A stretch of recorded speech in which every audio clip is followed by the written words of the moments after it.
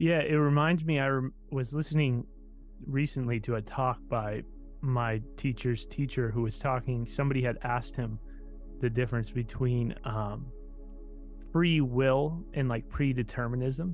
And he said that that argument only exists when you perceive that there are two separate things. Like when you understand that there's only one thing and we're all it, then that whole idea of predeterminism versus free will, totally Out the window. It goes out the window. Exactly. You got it. Yeah, because A Course in Miracles says this: only God's will exists, and your will and God's will are one. You just haven't realized it yet. Because you keep inventing a separate self that thinks it exists apart from its source and can therefore act apart from its source. That's what resistance to life is the idea that I don't like what reality is doing, and so I'm going to turn the gears of reality in my favor. I'm going to bend life to my will and create an outcome that I want, an outcome that benefits me at the cost of everything else. That's ego, right? So I actually give 3 definitions for ego, which correlate to the 3 beliefs, because there is no perfectly static, unmoving definition that works across all spectrums. It's like, depending on which perspective we're looking at ego from, we may need to adopt a different definition. And so because the ego really is just the sum of these 3 beliefs, which I'll give you now since we've mentioned it enough: the belief in lack, that I am lacking; the belief in outcome, happiness, outcomes fulfill me; and then the belief in personal doership, or I like to say control. I'm in control of life, not life, me. That's the 3rd belief. So the ego's just those 3 beliefs. Without those 3 beliefs, there's no ego at all. So each belief correlates to one of the 3 emotions as well: sadness, anger, and fear. So the belief in lack causes all sadness. Anytime you're sad, any kind of sadness, it's really just the belief that you're lacking something. Love, happiness, fulfillment.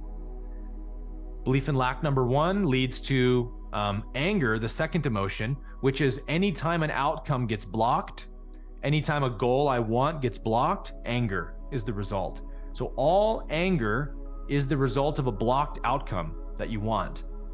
The ego is the mind's conflict with reality. It's like another way of seeing the ego. It's like the mind's fight against reality. That's the ego. It's always in resistance, or it's always trying to cling and attach because it believes it's separate and it's trying to possess reality to fulfill itself. So if reality ever does anything that it thinks will take away an outcome, it has to fight reality. It has to resist. The mind's war against reality, that's ego. And then the 3rd one we already said is the belief in control, the belief in personal doership. I'm an independent actor, the Buddha's definition. And that creates the emotion of fear, the 3rd negative emotion, which when I say fear, I'm just talking about primal fear. So stress, worry, anxiety, paranoia. These are all different flavors of fear. And all fear happens from believing that I don't have control over something, or I'm losing control over something. A panic attack is the best way to see this. Why do people get panic attacks? It's because they believe that I can't breathe. They're losing control over something. I don't know where I am. Something like that. Anytime you think you don't have control, when you see a giant grizzly bear, oh, I definitely don't have control to defeat this bear. Ain't nothing I can do to beat this guy. Fear, right? So then you also see we have flight, fight, and freeze.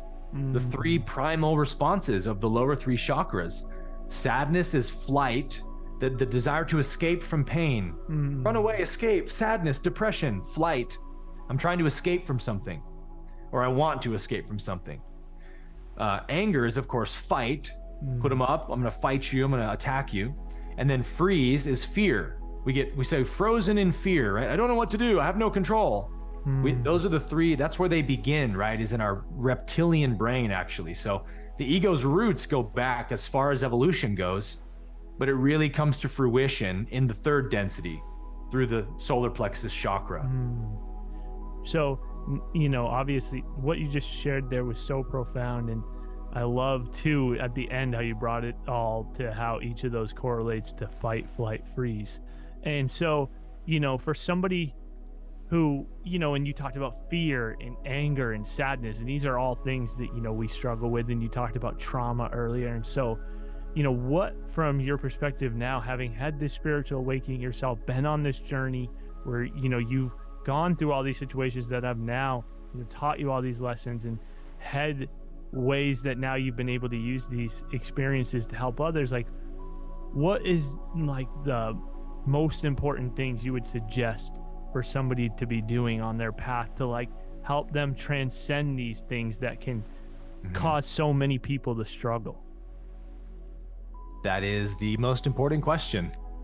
How do we actually integrate all this knowledge? And that was my question. That was how I came up with this understanding, was just asking these questions of why am I suffering? What am I suffering from? Like, what's the actual feelings I feel was my first question.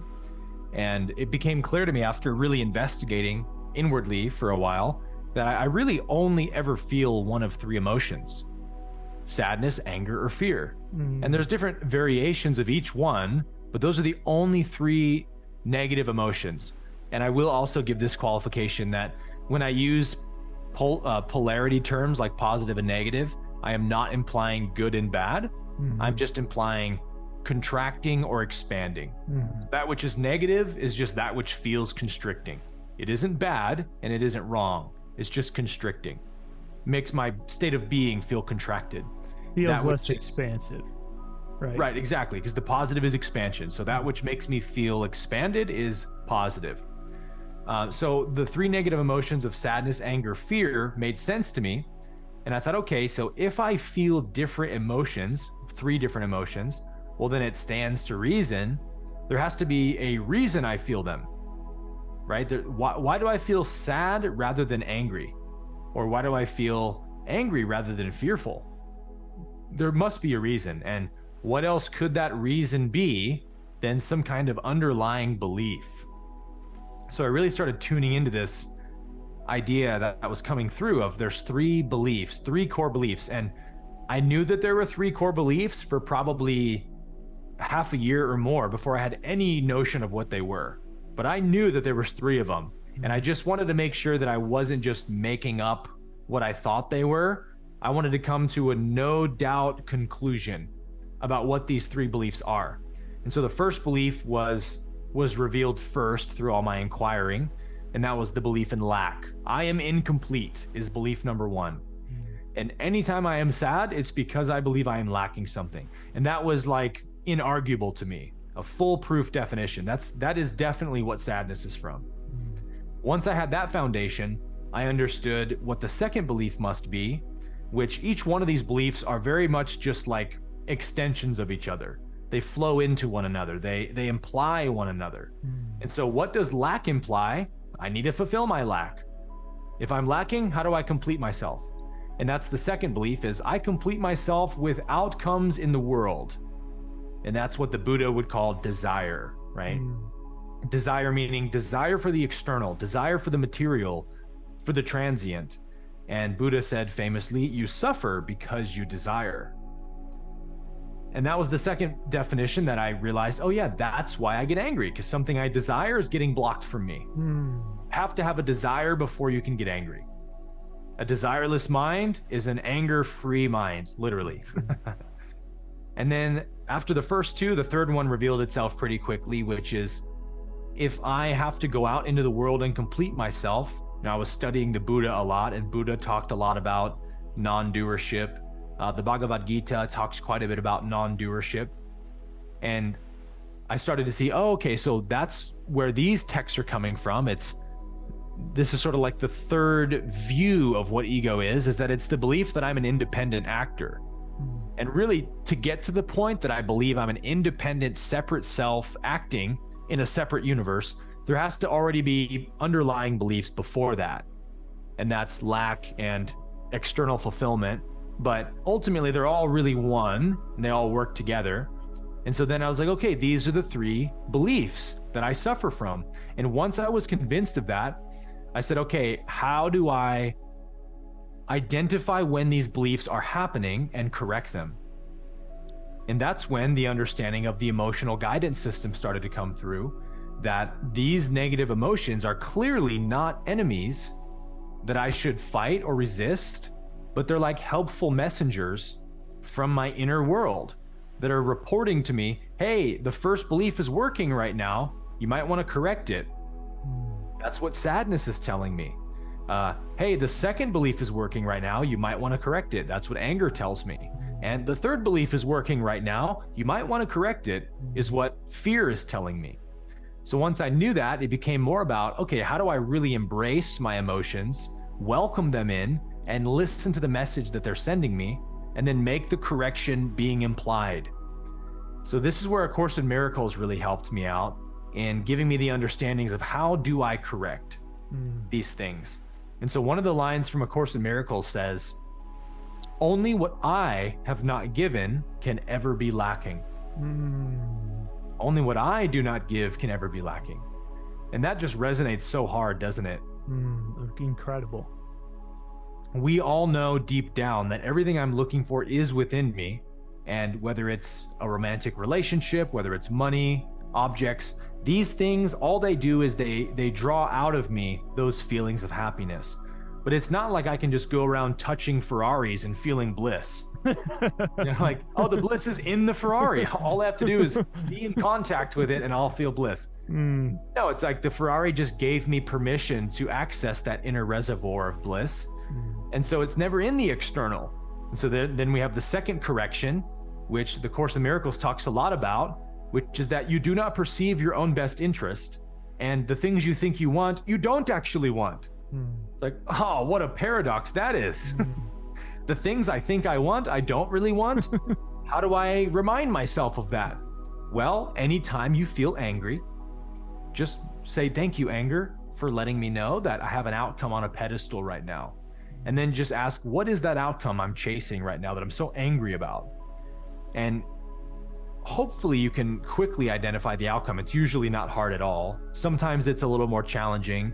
If there's like some mild irritation, it might be a little harder to be like, what am I chasing right now? But nevertheless, whether you find it or not, I would repeat the line to myself, this outcome cannot give me anything I want. I might also say, what I want is not an outcome. And that's just a way I would remind myself of, oh yeah, that's right. I've chased 1 million outcomes already, and I've acquired most of them, and still I am miserable. Exactly. None of them have ever led to that lasting happiness. Nope. In fact, they really kind of increase the unhappiness, don't they? So when you connect to that, you're like, oh yes, this outcome can't give me anything I want. And I would just feel the anger get depolarized very quickly. So that worked for me. And I think everyone has to do what works for them. But the way I teach this in my programs and videos is the way that it works for me, which is this outcome can't give me what I want. And that's actually a very blissful realization for me to have. And then the third one, when I feel fear of any kind, the mantra that eventually I settled on as the most effective one, again, for me, you may have a different one, is that you just have to remind yourself that you're not in control of life. Life is in control. God is in control. And it's not, here's the caveat, is that it's not that I'm giving up control to you, God. No. That's not the recognition. You never had control. You've never been in control. At best, we can say you are in cooperation with life. And even that's a bit dualistic, right? Because there's not two there, but we could say I'm in cooperation with life, but I'm definitely not in control of life. Just like surfing a wave. Are you in control of the wave? No. Certainly not, right? But can you be in cooperation with the wave and the wave can give you lots of bliss? Oh yeah. So life is like a wave we're trying to surf by being in relationship to it and surrender to it. But we're not the doer of the wave, make no mistake. And so the mantra is, I'm not in control, I am being lived. Rather than I'm doing the living, I am being lived. Life is living me. I'm not in control. And that is also, for me, a very peaceful recognition to have. So the practice is, to answer your question now, is that anytime you feel one of those three emotions, notice the emotion first. Oh, I'm feeling some sadness right now. And then go to the first belief. Okay, I must believe I'm lacking something, and consciously correct that belief of the ego with the truth, which is only what I do not give can ever be lacking. So if I think I'm lacking love in this moment, I'm just not given love. So for me, it's this redirection to stop seeking love in the world, stop trying to get love from others, and start giving it out. Go be loving to somebody. Go be kind. Go be kind to a snail on the ground. Like, it doesn't really matter where you direct it. Go be grateful for the beautiful day. Go be grateful for the grass on your front lawn. But give love somewhere. And every time you notice, oh, I actually feel pretty good right now. Because it's in you and you just weren't giving it. It reminds me of that. Sometimes I'll tell people, like, if you're feeling helpless, help somebody. So common sense, right? I just love the way you broke that down of, like, actual ways when we're feeling those things we can question ourselves to not feel like we're in a stranglehold anymore by those three mistaken beliefs.